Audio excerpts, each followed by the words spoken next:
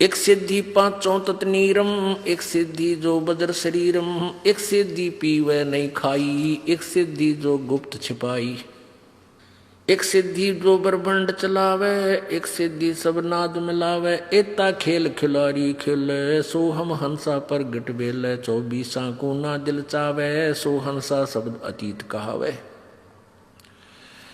अब भक्त के लक्षण बताते हैं कि इन 24 को भी कोई भक्त इच्छा नहीं करेगा, वो भक्त है, वो शब्द अतीत है, वो परमात्मा का प्यारा है, वो मोक्ष प्राप्त करेगा, इन सिद्धियों में कभी भी नहीं उलझे। प्रसिद्धि पूर्ण पटरानी, सतलोक की कहूं निशानी। कबीर परमेश्वर के पास इन सब सिद्धियों की मां, यानी सब सिद्धियों की जननी पूर्ण सिद्धि, प्रसिद्धि पूर्ण पटरानी और सतलोक की कहूं निशानी। सतलोक सुख सागर पाया और सतगुरु भेद कबीर लिखाया। हमारे सतगुरु कबीर परमेश्वर जी ने ही हमें इस ज्ञान को दिया। परमहंस देखो परवाना, जन कहता दास गरीब दीवाना। कि आप परवाना माने वो परमात्मा का वास्तविक संदेश, यथार्थ ज्ञान समझो, उसके आधार से भक्ति करो, तब तुम्हारा मोक्ष होगा। अब परमात्मा पाने के लिए हमारे अंदर कितना समर्पण होना चाहिए। जैसे हम पहले कहते थे, तन मन धन सब तेरा, तेरा तुझको अर्पण, क्या लागे मेरा। और चवन्नी दान नहीं कराया करते, चवन्ने नहीं दिया करते। एक हफ्ते में 100 रुपये का बूंदी का प्रसाद बांटा करते, मंगलवार का व्रत रख के, और गीत गाया करते नो, तेरा तुझको अर्पण क्या लागे मेरा। अब हम क्या कर रहे हैं, अब एक एक भक्त ऐसे बढ़ चढ़कर परमात्मा की प्यारी आत्मा इतने उभर रहे हैं, उनकी कथा सुना दो तो आप हैरान रह जाओ, किस प्रकार समर्पित है मालिक पर, फिर किस तरह उनको परमात्मा दोनों हाथ दे रहा है। देते को हर देत है, जहां तहां से आने, अणदेवा मांगत फिरो, फिर परमात्मा सुने ना काने। जो दान करता है उसको भगवान अवश्य देगा, ये नियम है ईश्वर का। लेकिन कहाँ, सुपात्र को दान दे, कुपात्र को नहीं। अब जैसे अपने उपजाऊ खेत में बीज बोओगे, समार पाक अच्छी तरह, तो डूंडा पाटेगा, यानी 1 एकड़ में 70 मन गेहूं हो जा। अर्जा की तक कालर में अर्थात रेही में डाकर बो दोगे उतना ही बीज, वो बीज भी जल जाएगा। यानी कुपात्र इन झूठे गुरुओं के पास दान दिया भी आपका नहीं फल है। सुपात्र यानी अपने यथार्थ अपनी डहर में बोए, डहर में, डहर का अर्थ है उपजाऊ जमीन, उसमें बोए, फिर देखो कितना उपजा। यानी पूर्ण संत के माध्यम से किया हुआ दान आपको बहुत गुना वापस होकर मिलता है। और नी इच्छा जो दान करते हैं बगैर किसी मनोकामना के, उसके दोनों फल हैं। वो भक्ति में भी उसका जो है ना फल मिलता है, भक्ति में भी वो ऐड हो जाता है।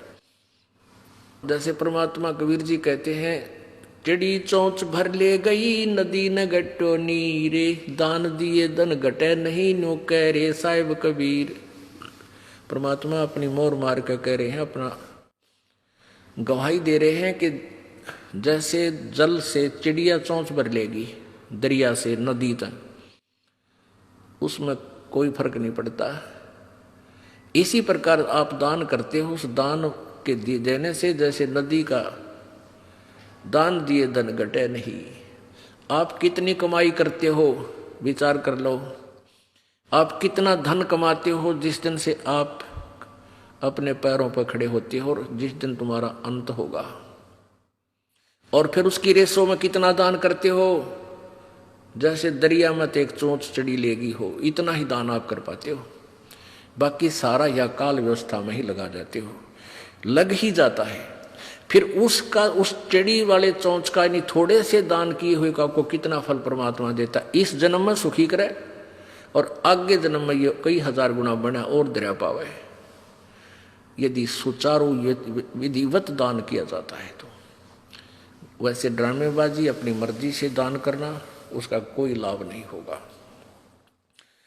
अपने आत्मा कई बातें आ जाती हैं जो तत्व ज्ञान है, और हम बालक हैं, भक्ति मार्ग में हमें ज्ञान नहीं था। एक तरफ तो ये कहते हैं बस जो जैसा कर्म करेगा उसको फल अवश्य मिलेगा, पाप करो चाहे पुण्य करो।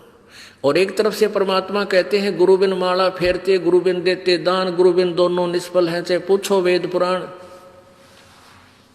अब गुरु जी के द्वारा दान नहीं किया गया वो व्यर्थ है, निष्फल है, बेकार है, ये भी कह रहे हैं। और फिर ये भी कहते हैं मन तो पावेगा अपना किया रे, भोगेगा अपना किया रे। मन तू पावेगा अपना किया रे, भोगेगा अपना किया रे।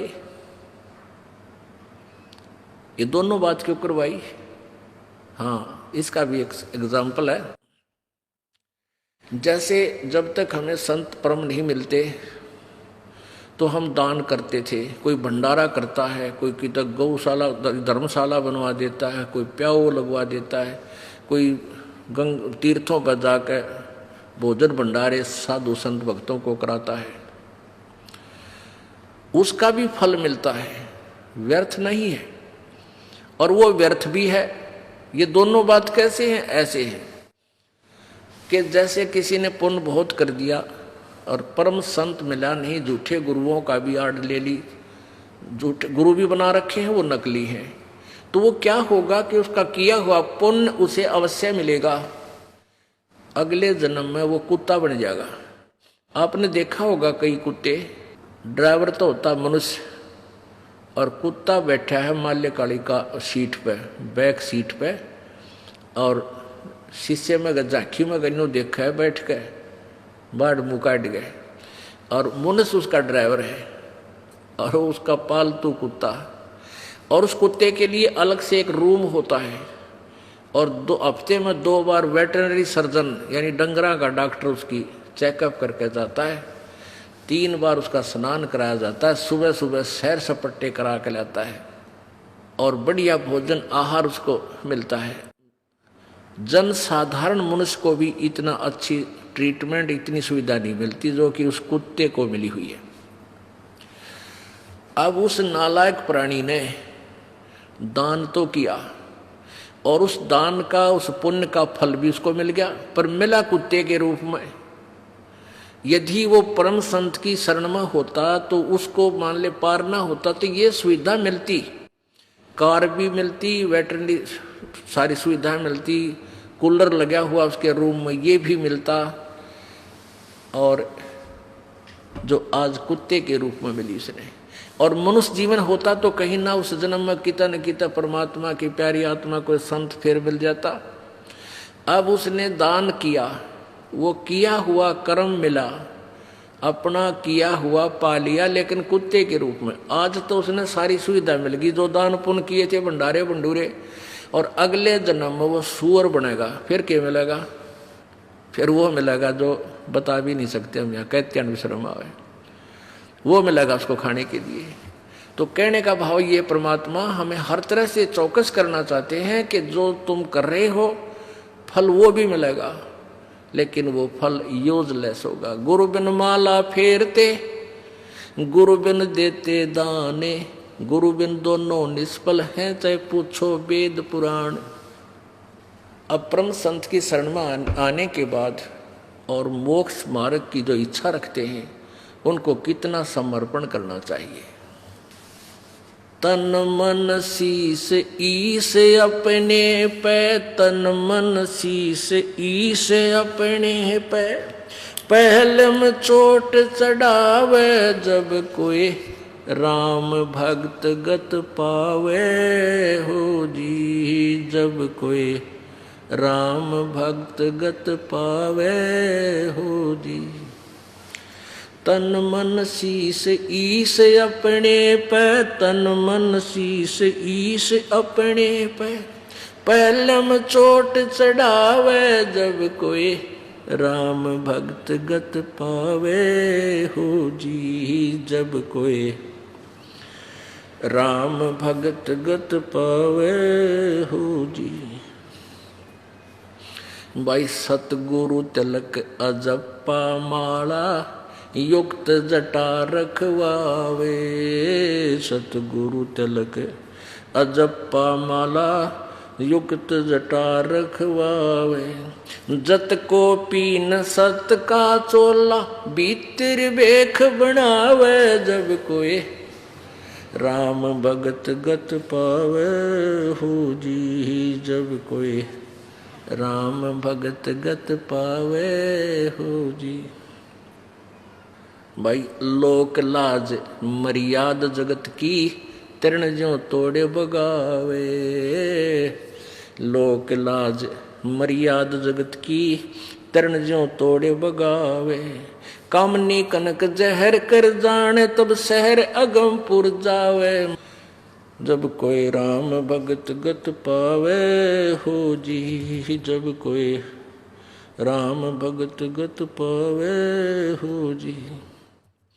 कामनी कनक जहर कर जाने तब शहर अगमपुर जावे। जब कोई राम भगत गत पावे हो जी। जब कोई राम भगत गत पावे हो जी। तन मन शीस ईस अपने पे तन मन शीस ईस अपने पे पहलम चोट चढ़ावे। जब कोई राम भगत गत पावे हो जी। जब कोई राम भगत गत पावे हो जी।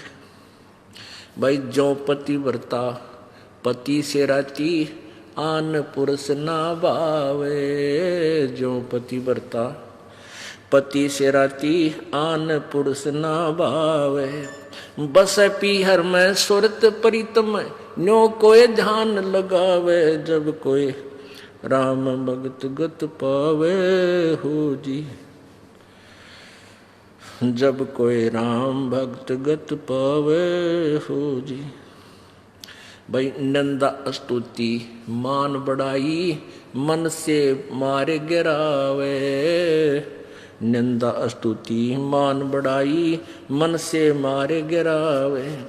अष्ट सिद्धि की अटक न माने वो आगे कदम बढ़ावे। जब कोई राम भक्त गत पावे हो जी।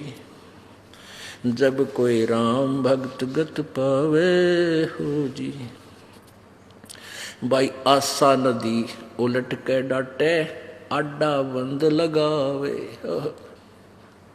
आशा नदी उलट के डाटे आडा बंद लगावे। बव जल खार समुंदर माही बोहर न खोड़ मिलावे। जब कोई राम भक्त गत पावे हो जी। जब कोई राम भक्त गत पावे हो जी। भाई गगन महल गोबिंद गुमानी पलक माहे पहुँचावे। गगन महल गोबिंद गुमानी गगन माहे पहुँचावे। नितानंद माटी का मंदिर ये नूर तेज हो जावे। जब कोई राम भगत गत पावे हो जी। अब क्या बताते हैं, देखो नित्यानंद जी ये विष्णु जी के उपासक थे। और जैसा कि आपको बताया जाता है कि खेल का मैदान है ये भगवान वाला।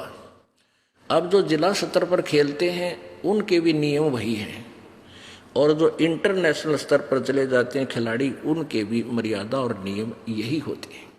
तो ये सभी पर लागू है, ये इस तरह के जो क्रियाएं हैं तो सभी करेंगे तभी वो अपने इष्ट धाम को प्राप्त कर सकेंगे। पहले तो गुरु पूरा हो और फिर समर्पण हो। तन मन शीश कैसे देना होता है, सिर काट कर नहीं देना। एक गुरु के 4-5 चेले थे और उनको शिक्षा देते थे, यही सेम ही गाइड होता है, सबकी एक जैसी गाइडेंस होती है। भाई गुरु जी को की आज्ञा का पालन अवश्य करना चाहिए, तभी जो है शिष्य गुरु जी से लाभ प्राप्त कर सकता है। भाई जो गुरु बचन पे डट गे कट गे फंद 84 के, कट गे फंद 84 के। वस्तु मिली ठोड़ की ठोड़, मिट गई मन पापी की दौड़। वस्तु मिली